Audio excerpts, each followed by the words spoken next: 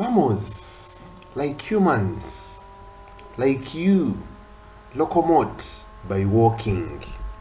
You also locomote by running, by walking or by running.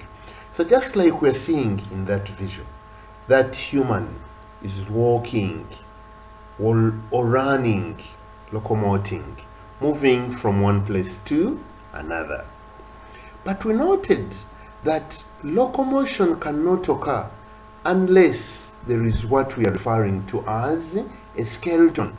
A skeleton, when we look at that visual, we can see that this human being, that mammal, is moving the bones. In so doing, it could bring about what we are calling locomotion. Therefore, locomotion in humans or in mammals is basically the result of the skeleton and the muscles. Remember, muscles are attached onto that skeleton. So the muscles, when you look at a human moving, or when you're moving, what you see, you simply see that flesh outside. But what is exactly bringing about that locomotion is that framework of skeleton. Remember, there are three types of skeletons: the hydrostatic, like the earthworm, fluid filled; the exoskeleton, like in insects, outside the body; the endoskeleton, inside the body, just like your body. So that is the endoskeleton in humans. All the skeleton is basically composed of bone and cartilage. Bone and cartilage. And cartilage, into the details of the skeleton, of how locomotion occurs. Let us see what are the differences between this bone that we are talking about and cartilage. Remember, the two are found in that about locomotion. Now, what are the major differences between the two? There are parts of your body, where we have cartilage, like that part of the nose, the soft part of the nose, like the pinna of your ear, that is also cartilage. But we also have cartilage in other parts of the body, like at joints. At the joints, there are bones, but there is even cartilage. So what are the differences? One, bone is hard. Bone is hard and compact. Cartilage, soft and flexible. When you do that to your pinna, you really feel that it is not as hard as bone, and it is even flexible. Then, bone consists of what we call calcium and phosphorus. Therefore, calcium and phosphorus are responsible for hardening of bone, while cartilage does not have the salts. That is why it is flexible, soft, not as hard as bone.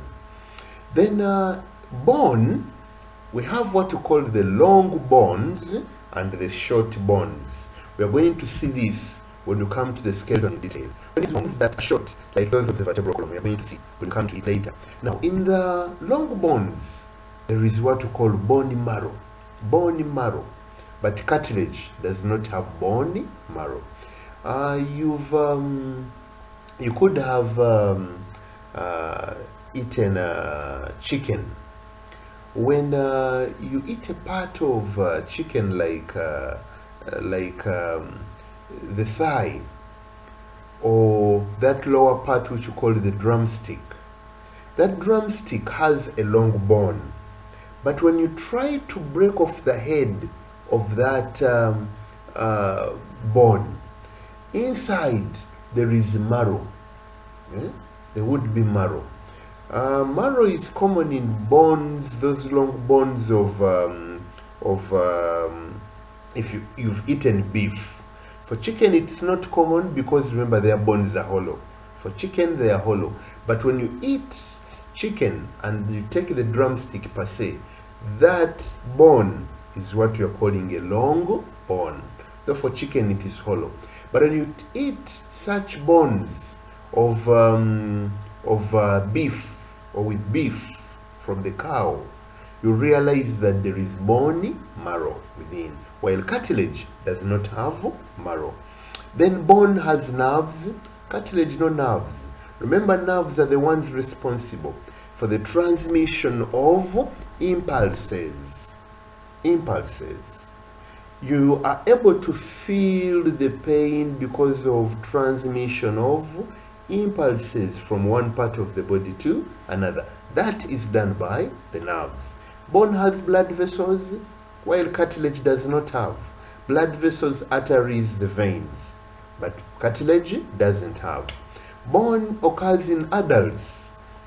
The fetus, that unborn baby, is what we're calling a fetus. That fetus has mainly cartilage. That is why a baby is born when almost the whole body is soft, flexible, very flexible. That very young baby. Why? Because it is having mainly cartilage.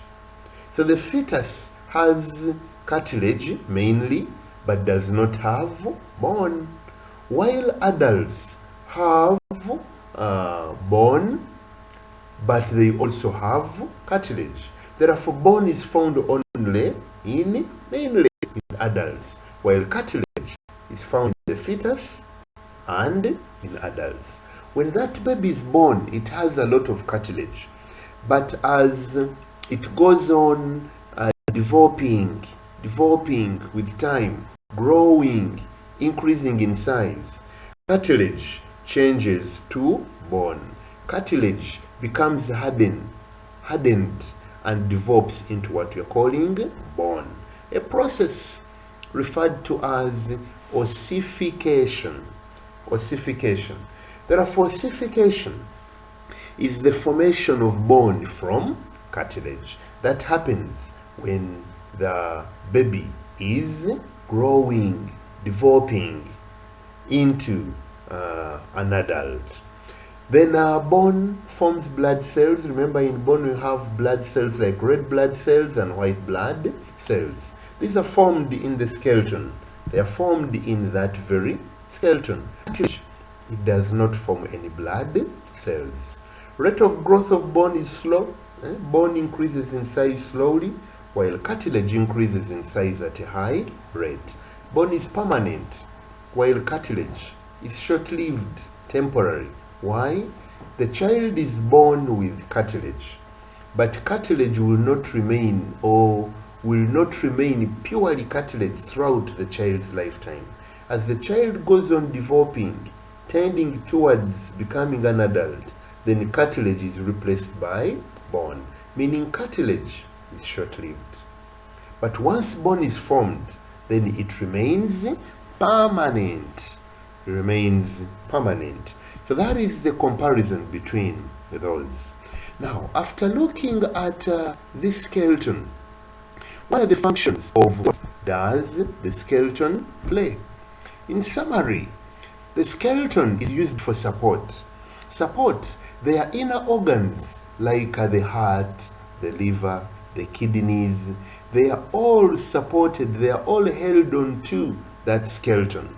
They are all held onto the bones that make up the skeleton there, just like we're seeing.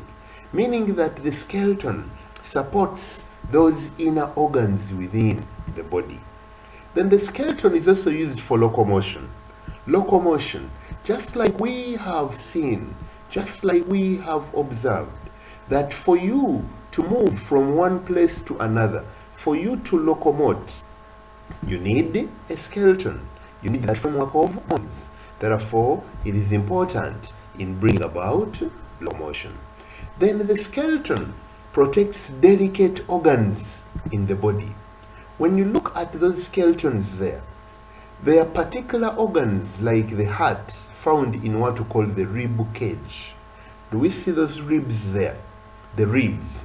Now those ribs make up what we are calling the rib cage. And in the rib cage, we find delicate organs like the lungs, like the heart. All those are protected by the skeleton. Look at the skull. The skull protects the brain. The brain is very delicate. That is why we are saying it protects delicate organs. Then it stores calcium for usage. Remember, bones contain calcium and phosphorus. Therefore, if the body requires calcium and the diet does not have enough calcium, some of the calcium stores in bone are released in order to supply calcium needed by the body.